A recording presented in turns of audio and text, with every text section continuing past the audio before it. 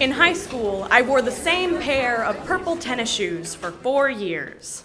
Now, I'm not saying high school was the worst part of my life, but if you gave me a choice between going back to high school and a WWE SmackDown with the entire population of the Houston Zoo, I'd bring my own wrestling costume. High school was rough. But those shoes were the closest thing I had to solid ground, back when my hair fell past my waist and I still used the word girl like an insult. Back when my internal self-hatred was old enough to wear a training bra.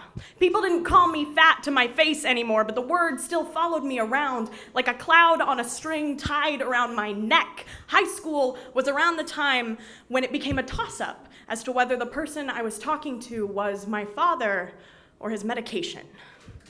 The medication and I weren't friends, but we did know each other very well. High school was when they told me that Dad had maybe 5 years, maybe 10. It wasn't 10. And those shoes became combat boots in the trenches during a time when getting on the bus in the morning felt an awful lot like going off to war. Imagine Hermes with his winged heels, like flying on air like anywhere but here. I'll tell you a secret. When all you've got are a torn up pair of tennis shoes for armor, they've got to love you when nobody else does, when you don't even love yourself. Your feet can carry you lots of places, but you're going to need a good pair of walking shoes to get there. I'm not saying that those tennis shoes saved my life, but they went with me all the way to a sea I could have drowned in, and they walked me all the way back home, still breathing.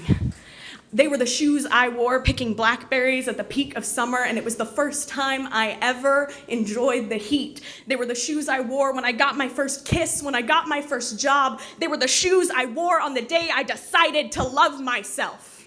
My own personal revolution. Imagine Narcissus, but without the drowning.